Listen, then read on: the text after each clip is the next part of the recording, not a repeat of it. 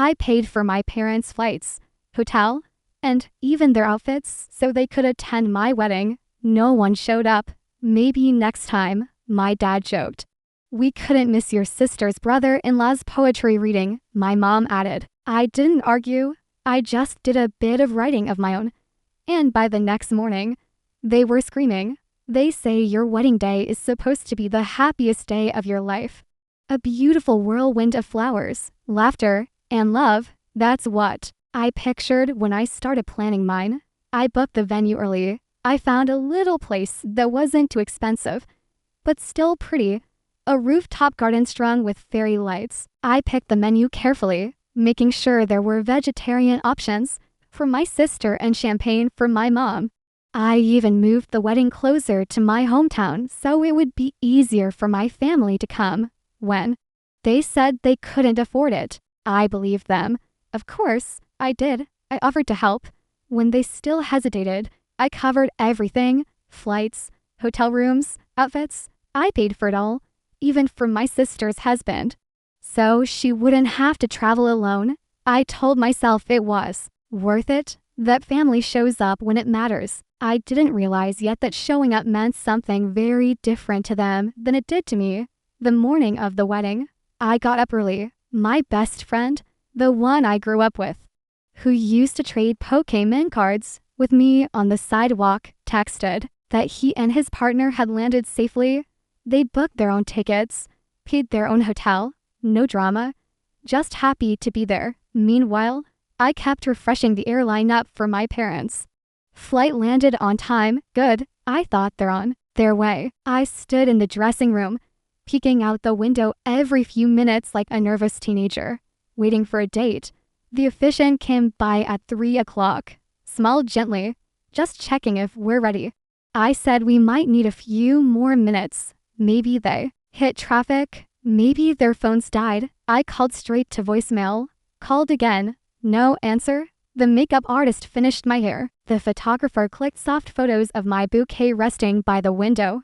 I smiled for the camera, checked my phone again. Still nothing. At 3:30, my best friend knocked gently and leaned inside. They're asking if you want to start. I stared at him, my throat tight. My dad was supposed to walk me down the aisle. He promised. Let's just give it 5 more minutes, I said, forcing a smile so wide it hurt. He nodded, waited with me, pretended he didn't see my hand shaking. I called again. Voicemail. Finally, at 3:37. My phone rang. Mom's number. I snatched it up so fast, I almost dropped it. Oh, hi, sweetie, my mom chirped. Sorry, we couldn't make it. I blinked, not understanding. What happened? She laughed like I was being silly. Your sister's brother-in-law had a poetry reading. It was important to him and she didn't want to go alone. We had to support her. You know how family is. I said nothing. She filled the silence brightly. You understand, right? In the background, my dad's voice, amused. Maybe next time. I stood there in my wedding dress, makeup done, bouquet in hand, trying to process that my parents had chosen a poetry reading over my wedding. Not even her poetry reading, her husband's brother's. And they hadn't even bothered to tell me. They just let me wait, let me panic, let me think they were lost or hurt or on their way right up until the moment the music should have started. They let me pay for everything. Let me move the entire wedding to make it easier for them. And still, not important enough. At 3:45, I tucked my phone away, took a breath. My best friend was still there, standing quietly, waiting to catch me if I fell. Would you? I started, voice cracking. Would you walk me down? He smiled, no hesitation. Of course. And so I went, arm in arm with the boy who used to build tree forts with me in the backyard, who once sewed a Barbie dress with me when my sister left too hard to help. The ceremony went on. The vows were said, the rings exchanged, people clapped and cheered.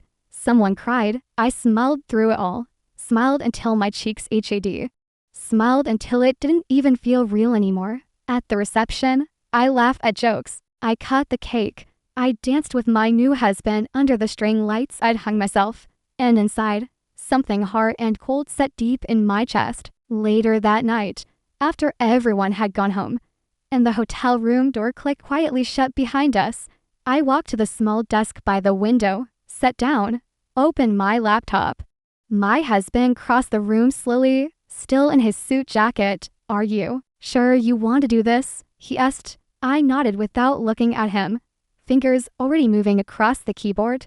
"Yes." He hesitated, then said softly, "Once you send it, there's no undo button." I looked up, then really looked at him, and for the first time all day, I smiled. A real smile. Tomorrow everything changes. I hit send and I didn't look back. They say you're not supposed to think about the past on your wedding night. You're supposed to look forward, new beginnings, fresh starts, hope. I tried. But somehow, even as I crawled into my husband's side under the heavy hotel blankets, I kept thinking about my sister and about all the years that led to this. My sister was 3 years older and 3 worlds away from me. She was the kind of girl people gravitated toward in high school, the one with the brand name clothes, the shiny hair, and the effortless laugh that made you feel like you should be grateful just to stand next to her. She wasn't kind, not to people who didn't fit, not to people like me. I used to watch it happen in the school hallways, a little smirk here, a whisper behind a hand there. Sometimes it was obvious. A loud fake cough when someone with thrift store shoes walked by. Sometimes it was so casual, so practiced you almost didn't notice. But I noticed. I noticed it when she laughed at me, too. The parents called her selective. They said she had standards. You can't expect her to be friends with just anybody. My mom once said when I came home crying after being left out again, "You need to toughen up." My dad added, "Not everyone's cut out to be popular." Like it was my fault for not shining as bright as she did. I wasn't like her. I had a few close friends, and that was enough. I didn't need a spotlight. My best friend growing up lived next door. We spent more afternoons than I could count building Lego cities and making up stories about superheroes who ate cookies instead of saving the world. When we were 8, he probably brought over a doll he'd won at a carnival, and we named it Captain Sprinkles. I thought it was the funniest thing in the world. My parents didn't. Boys like that usually turn out funny. My dad muttered once, loud enough for me to hear, "No wonder he likes dolls more than football." My mom snickered over dinner. It wasn't angry, just dismissive, casual, like they were commenting on the weather. They didn't hide their disappointment. Not when I picked my quiet, oddball friends. Not when I preferred books to makeup. Not when I stayed home sewing posters for the science fair while my sister went off to another glittery party. At some point, I think they just stopped expecting much from me altogether and started expecting everything from her. When we were teenagers, my sister became their trophy, homecoming queen. Most likely to succeed, every success she had was paraded like a badge of honor. Every cruelty she inflicted was brushed aside as part of growing up. When she was caught bullying another girl so badly she switched schools, my parents barely blinked. "Teenage drama," they said. "Girls are mean sometimes. It's normal."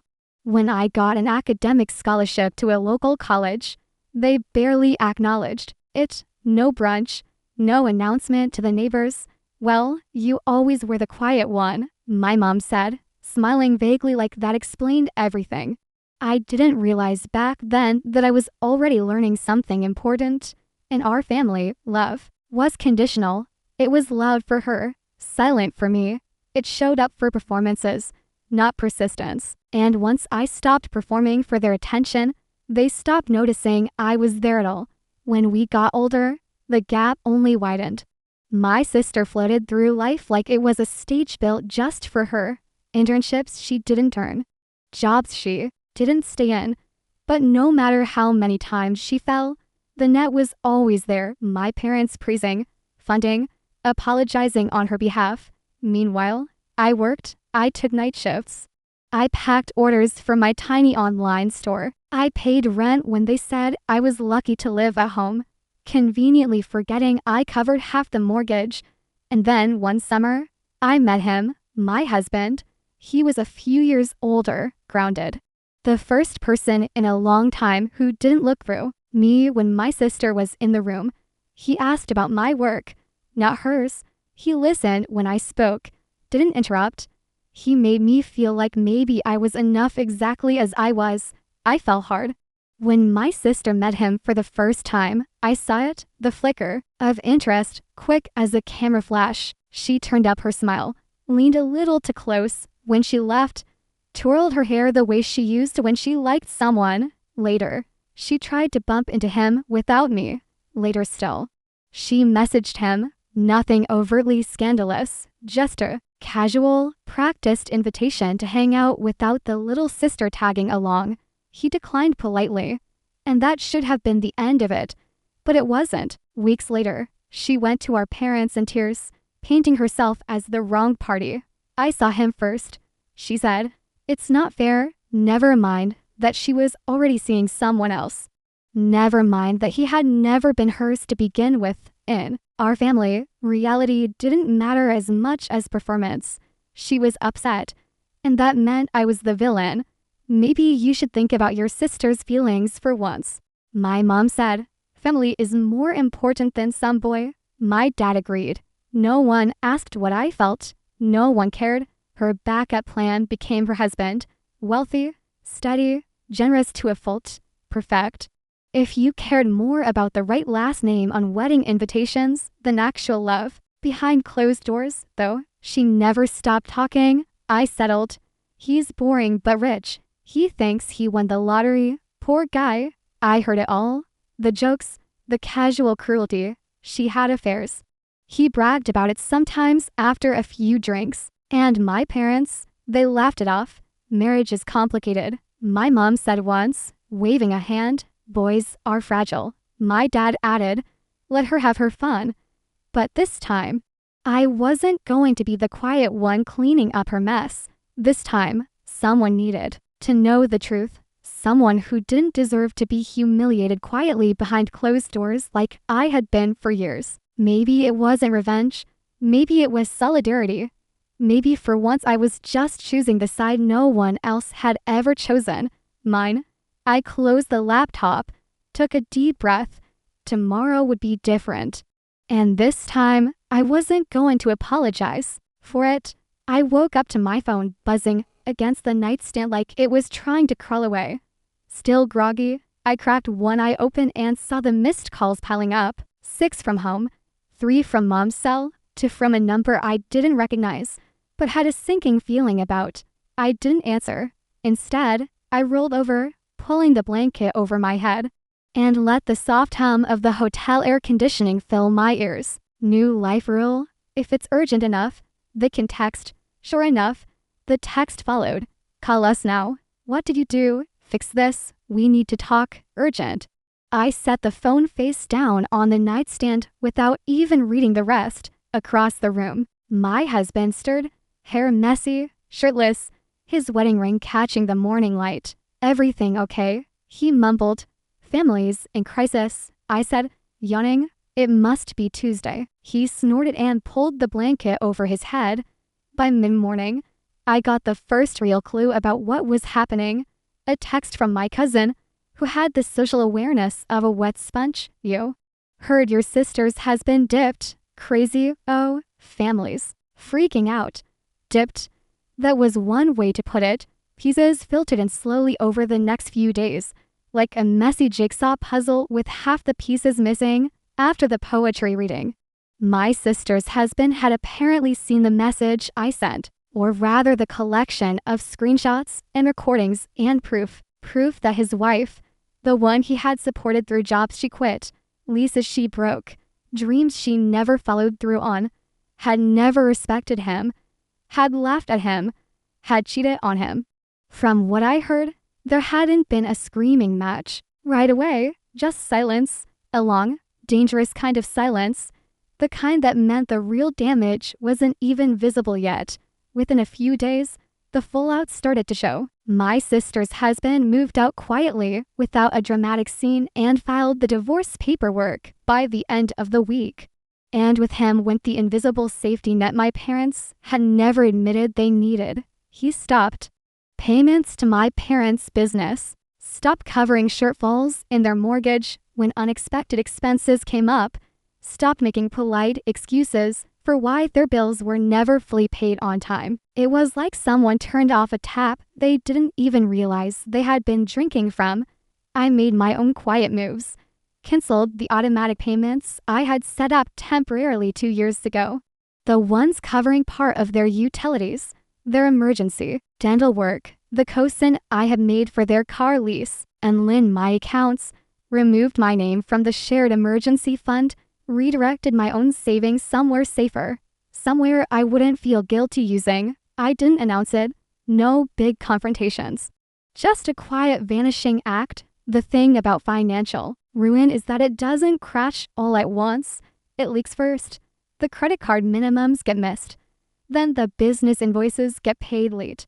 Then suppliers start calling instead of sending polite reminder emails. Then the bank regrets to inform you that your application for a second line of credit has been declined. It was a slow, painful process. Exactly the way they had let their treatment of me fester over the years. Small neglects, small insults, small betrayals until the whole foundation rotted through. I spent a lot of evenings just sitting with it. The silence, the absence, the strange ache of cutting yourself free from something you spent your whole life chasing. I'd always thought that if I ever really let go of my parents, it would feel like falling off a cliff. It didn't. It felt like, and clipping a weight from my ankle. I wasn't falling. I was floating. But that didn't mean it didn't hurt. There were moments, quiet ones, when the grief hit harder than I expected. Like when I started drafting thank you notes to guests and instinctively thought to send one to my parents before remembering they hadn't been there. Or when I walked through a store and saw a little mother of the bride frame and my hand reached out automatically, stupidly, like it still believed the right people had cared. Or when a stranger smiled at my husband and me and said, "You must have such supportive families." And I had to laugh because the only thing my family supported was their own egos. There's a certain kind of humor that settles in your bones when you survive people like that.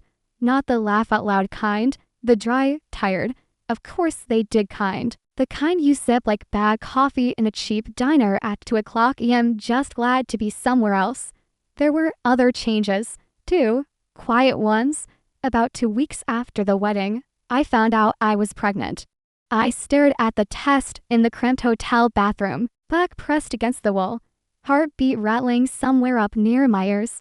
It wasn't planned, not exactly unplanned either, just earlier than we thought. I sat there for a long time, palms pressed flat against the cold tile while the world tilted slightly around me. When I told my husband, he just smiled, pulled me in, said, "We're ready, you're ready." And for the first time in a long time, I believed him. I didn't tell my parents. Not even when the texts and emails started trickling in. Some news doesn't belong to people who wouldn't be happy for you. Some milestones are too precious to offer up to people who only see them as leverage. Meanwhile, their situation worsened. I didn't chase updates. But I wasn't deaf either. Cousins gossiped, old neighbors sent curious texts. The family group chat, long since muted, buzzed with second-hand worry. Business revenue dropped. A few vendors pulled out of deals. Bills piled up. They started missing small payments. Then bigger ones. It wasn't dramatic yet. No foreclosure notices. No court dates. But the pressure was building like a hairline, cracks spidering through glass. They didn't show up at my door. Not yet. That would come later when things got bad enough that pride wasn't stronger than panic. So I wondered sometimes if they were surprised that the quiet one didn't fold, that the invisible daughter was the one they had relied on the most without ever realizing it. I thought about that on the nights when I sat at the kitchen table, paperwork for the new house spread out in front of me, my husband thumbing through listings, our feet tangled together under the chair. Some nights my childhood best friend would call. We talked about the old neighborhood, laughed about the time we accidentally flooded his garage trying to build a water slide. made half-serious plans to travel once the baby was born. He didn't ask about my parents. He didn't need to. That was the thing about real family. They knew when silence meant survival. By the end of the 3rd month after the wedding, it was clear things were slipping out of my parents' control. Their business listed a temporary closure for renovations that somehow never ended. Their house quietly went up for preliminary offers masked as downsizing for retirement. People started noticing. The invites stopped. The pity looks started. No screaming matches. No dramatic confrontations. Just a slow, steady unraveling. The same way they had unraveled my faith in them over a lifetime. Me, I floated further away. Every day, not falling, flying. The day they showed up, it was raining. Not a sweet, romantic drizzle. The kind of rain that slaps against windows sideways and makes you wonder if you should build an RK just in case. Fitting, really. I had just finished folding tiny onesies, mint green, soft gray, little yellow stars, when the doorbell rang. Not once, 5 times fast. Like someone was holding the button down with their whole palm. My husband froze at the sound. We traded a look across the kitchen. We already knew. I peeked through the peephole. There they were, suitcases stacked at their feet, soggy jackets, tight, furious smiles. My parents and my sister. 3 faces I hadn't seen in months, now shoved up against the doorway like a threat. I didn't open it right away. Just stood there, forehead pressed against the coal wood. Breathing deeply, my husband came up behind me and put a steadying hand on my back. We can call now, he said quietly. Not yet, I whispered. Some things you have to see for yourself before you set them on fire. When I finally opened the door, they pushed past me without so much as a hello. Rainwater dripped onto the hardwood floor. My sister dropped her duffel bag right in the middle of the living room. My dad planted himself by the TV like he owned it. My mom gave a tight little nod like she was expecting tea service. We're not leaving, my dad said, voice hard. Not until you fix this, my mom added. I shut the door slowly behind them, heart beating strangely calm. They launched into it immediately, a full attack. They wanted me to call my sister's husband, to explain that I had lied, to tell him it was all jealousy, all a misunderstanding, all a cruel prank born out of spite. You ruined our lives. My mom hissed. You embarrass this family. My dad added, you're going to fix this if it's the last thing you do. My sister snapped. Their voices rose over each other, a tangle of anger, fear, and desperation. I stood there, letting it wash over me. I wasn't their daughter right then. I was a task, a transaction, a broken vending machine they were kicking, hoping the candy would still fall out. At some point, my dad made it official. If you won't help, we're staying here until you do. He crossed his arms, dared me to argue. My mom sat heavily on the couch, started talking about splitting up rooms. My sister wandered toward the guest bedroom, dragging her suitcase behind her like this was already decided. I laughed quiet, not because it was funny, but because it was absurd. Because if they thought I was still the girl who would let them walk in and take over, they hadn't been paying attention. You're trespassing, I said simply. They blinked at me like I had spoken another language. You invited us, my mom said, voice to high. I didn't even tell you where I lived, I said calmly. My husband was already dialing behind me. I heard him speaking to someone in that polite, efficient voice he used for serious things. My dad stepped forward, looming. You don't call the police on family? Funny, I said, smiling thinly. I thought family didn't abandon you on your wedding day. Silence, heavy and ugly, for the first time. I saw a flicker of real fear across my mom's face. It didn't take long. 15 minutes later, there was a knock at the door. 2 officers, professional, polite.